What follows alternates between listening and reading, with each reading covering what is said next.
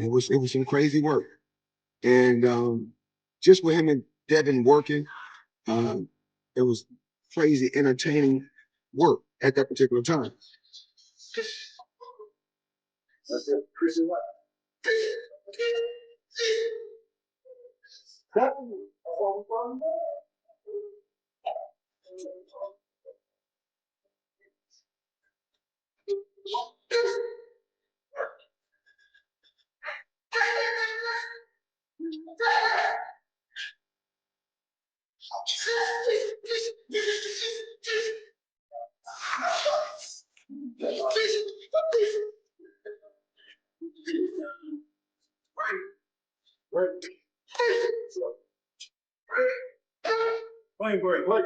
I'm that good. None of these fighters could beat me. And if you sign up to fight me, good luck. Floyd Mayweather told Bill Haney that his son Devin is only strong in the gym and hasn't shown it in the ring, with insiders saying the room went tense and fans are now talking. If this hits hard, how will Devin respond when it matters most? He could do crazy numbers. It's going to be hard to break my record because you have so many people stealing. So many people stealing. Streaming, yeah. Yeah, streaming. Well, it's still stealing. They're not paying for it. They're free. Still. Floyd Mayweather got heated with Bill Haney, saying his son Devin is only strong in the gym and hasn't shown it in the ring, leaving insiders buzzing and fans questioning how Devin will prove himself when it actually counts.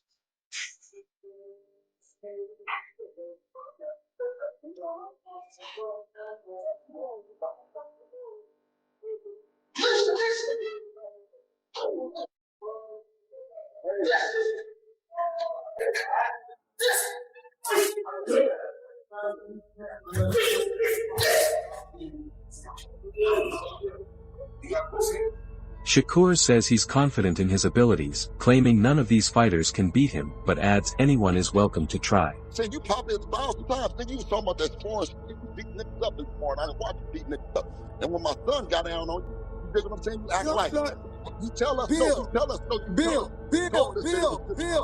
Bill. If your son is undefeated in the gym, congratulations. Congratulations that you got an undefeated fighter in the Shakur Stevenson says he'll face anyone who calls his name, proving he's not dodging any challengers in the sport. It's good to hear. It's good to hear because a lot of people don't realize how great I am. I've been told them this. It's like you got to keep saying it over and over, and it's like, as I'm saying, it's like I'm wasting my breath because it's like people like, no, you know, oh, fight this guy. Oh, you won't do this to Teofimo Lopez. You won't. Da, da, da, da. It's a video of like me and when me and Cameron was going back and forth. He said something like, "Oh, take yourself up to 140 and fight Teofimo Lopez so he can knock your head off." And now it's like I did it, and like I said, now people getting to see what I done been saying from the.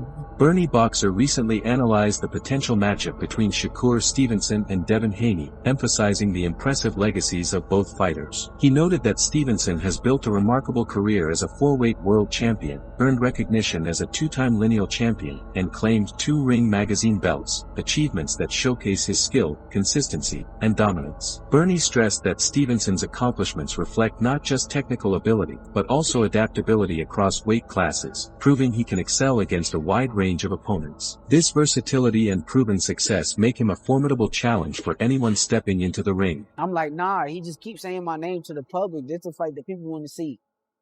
My fan base, they want to see this fight. I put the fight together. What? 2 days before the fight, now he's sick. He poisoned, somebody massaged him and did something to him. I don't know all this that he kept talking about, but I'm just like showing y'all like what type of I am. I be like, but I know my wrongs. Like I understand. That's why now I gotta like understand it's a business and not just get talked into doing things when it come down to like up. At the same time, Devin Haney has built a reputation as a highly skilled, disciplined competitor, known for his speed, precision, and strategic approach in the ring. Bernie noted that Haney's skill set makes him a worthy opponent, capable of testing even the most accomplished champions. By examining both fighters' achievements, Bernie emphasized that a potential Stevenson versus Haney matchup would be not just a high-level contest of skill, but also a pivotal moment for both fighters' careers and legacies. Fight, Conor Ben comes into the ring, they talk, have some words, but Shakur Stevenson said, I want to put that same high rehydration plus you put on Chris Eubank. Tell me, what did you get out of that moment in the ring? Well, I heard on the press conference where I think it was his manager said that, that was a clown move, but I think Shakur invited that. I don't even know if I would have said all that about kind of being right there, but I think he really wants that fight. He really wants the money for the fight. He's been saying that, but now he came through victorious.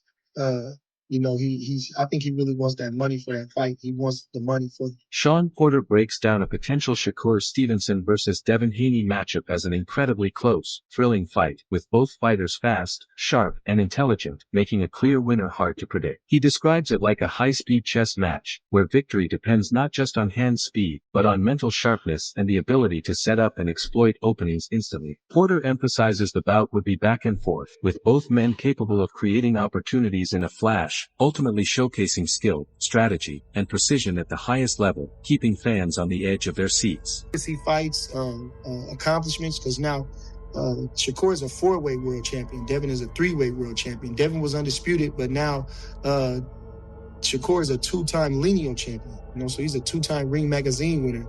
2-time unified champion. If you want to add the ring, as far as with the WBO, he was unified at 130. So he's a 2-time unified champion, 2-time lineal champion. Beat a guy like Teofimo Lopez, who rises to the occasion. Had a close fight with George Kambosos. You can make a claim that he was fighting out of frustration or out of emotion, and that was it. He was in his prime too, Josh Taylor seemed to be drained at 140, not taken away from Devin, but he was already moving up to 47, they were saying. Lomachenko was a little older and small. Dan Rafael analyzed Shakur Stevenson's performance, focusing on his technical skill and overall dominance, noting that from the opening bell, Shakur had control in nearly every aspect of the fight. While many expected a competitive, close bout, Rafael highlighted that the match turned decisively one-sided, with Stevenson consistently outperforming his opponent. His offense, defense, movement, and jab were all exceptional, showcasing a level of skill that left little doubt about the outcome. See beating Shakur Stevenson. Right. I really don't know why he beating this. Good. The thing with that is it's an amazing fight, because both guys are very quick, very intuitive, and very fast and sharp. I do lean with. I'm not even gonna pick a winner in that, because this is my first time playing it in my head, and I just see it. It's just so back and forth, and it's that fast chess that we always talk about, and it's that fast chess, which it's gonna be slick. What wins a fast chess match? What makes a difference? Who's fastest? Yeah. Honestly, it's who's fastest, and it's also not just who's fastest with the hands, but also mentally to make that setup in that second move and capitalize the fastest. That's a fantastic fight. You think we see it? Love to see it. Yeah, but do you think? I think so. I think we get it at maybe 140. I'm not rushing that fight, and I don't think we get it at 140. I think if we get it at 135. Yeah. Yeah, I don't think Shakur. Maybe Shakur's got, I don't know, maybe a couple fights, if not less than that, at 130. And then I think a blessing for us will be Shakur going after fighters, not going after belts, not going after a championship title, but going after belts. Going after fighters. If he decides to go after fighters because it's getting him everything that he really did, turn pro to Rafael emphasized that Shakur Stevenson's composure in the ring was remarkable. Even when his opponent tried to rally, Shakur stayed in control, using precise punches and smart positioning to stay ahead. He noted that conventional assumptions about punching power were misleading, as Stevenson neutralized every threat, landing clean, telling shots while preventing his opponent from establishing any rhythm. The analysis highlighted Shakur's ability to dominate without relying on raw power, instead combining timing, accuracy, and ring IQ to command the fight. Rafael concluded that Stevenson's performance wasn't just a victory, it was a statement, showcasing his skill, preparation, and strategic mastery, cementing his status as one of the most technically accomplished fighters in the division. In my mind, I always felt like Shakur was going to win, and it was going to probably be a pretty comprehensive decision. But in my mind, I'm thinking it's going to be maybe it'll be 8-4, maybe it'll be 9-3, maybe the rounds will be somewhat competitive, but Shakur will win them because he's, as I said at the time, I felt like in every department he was probably a little better than Teofimo, except maybe for the pure punching power. But I thought that was negated because I don't think that either one of them is a big puncher at 140 pounds. But it turned out that the rounds weren't even competitive. So, you can have a fight where the score could be, that wide, but you look at each individual segment of the fight and you're like, okay, there was competition.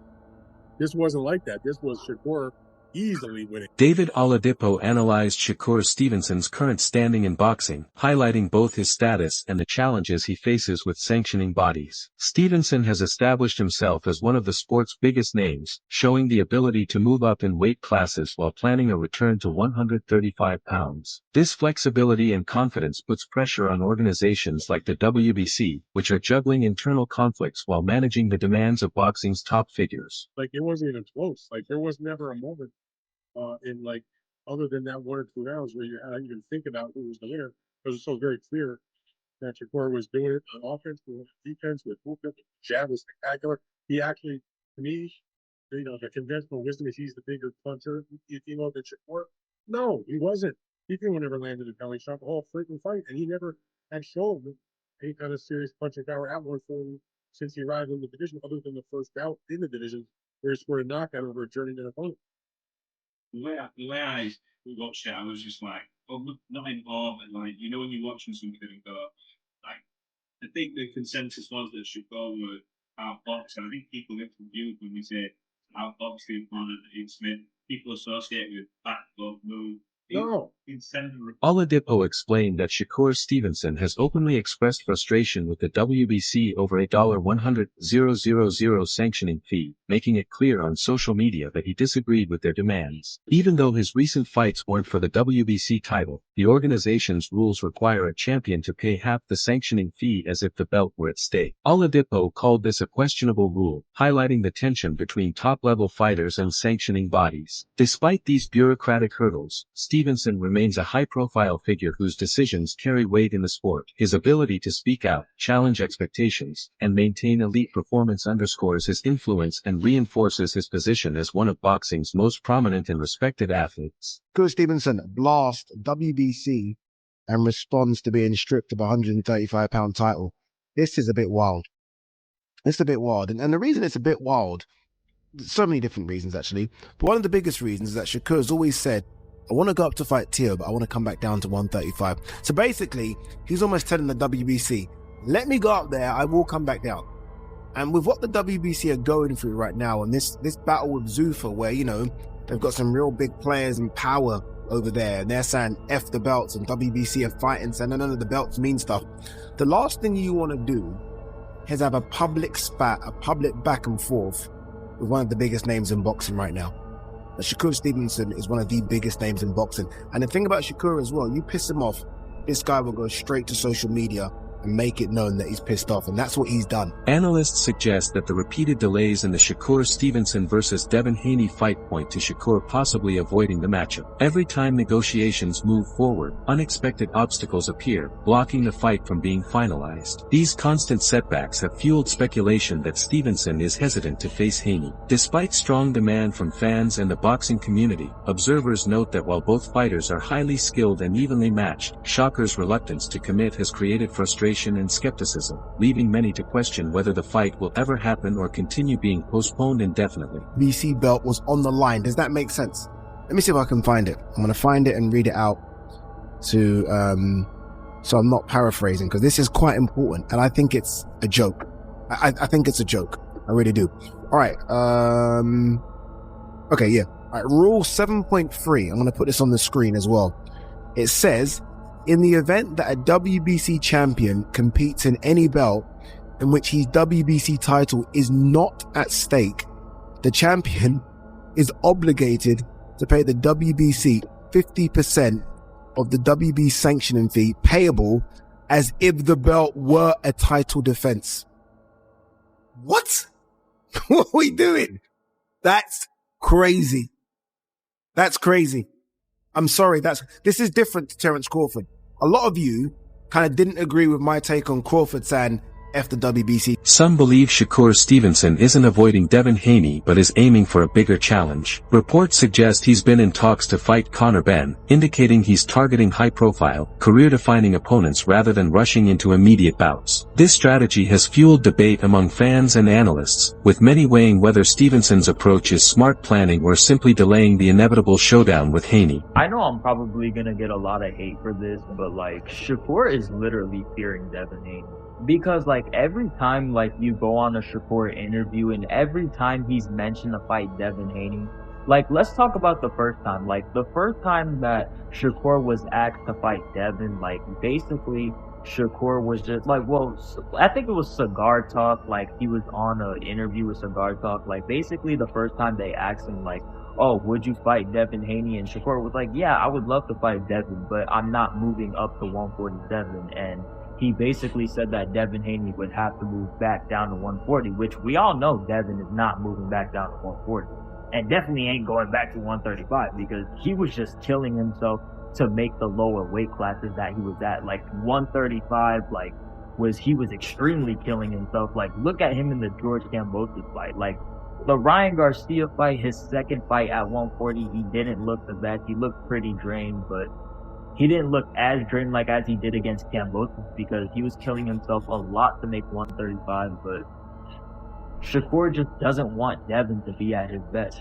And just the amount of times that Shakur was just mentioning like rehydration clause, rehydration clause, rehydration clause, rehydration clause, rehydration clause, like over and over again, like in every single interview, like when they mentioned Devin Haney, like he's just talking about how Devin's too big, like he's always complained about that, and the clause that he's always talking about, like, well, yeah, Shakur, that's why I would pick Devin to beat you, because if you're talking about that size being too much and you're just not confident, and you're just bringing up rehydration clause, that's called fear, because you just don't want to fight a fighter where he's at his best, and we all know Devin is way better at 147 than he was at 1. By 2026, the fight generating the most buzz could be Gervonta "Tank" Davis versus Devin Haney. Tension has been brewing for years between Davis, his brothers, and Haney, fueled by verbal clashes and competitive history. In the 147 lb division, many believe this matchup could outshine others, even bouts involving names like Mario Barrios. Davis, already a proven 135 pounds champion, brings skill and experience, while Haney continues to cement himself as one of the division's top young talents. The combination of youth, athleticism, and hunger on both sides promises a high-octane, action-packed fight. Promoters see major potential, with the clash offering high-stakes, gripping storylines, and contrasting styles. While fans get more than titles, they get drama, anticipation, and a chance to witness two rising stars at the peak of their powers. Let's talk about this Shakur and the kind of Ben thing. Shakur's been getting a lot of flack because fans feel like that Shakur is ducking Devin Haney. How do I feel about Shakur ducking Devin Haney? I don't think it's true. I don't think it's a thing.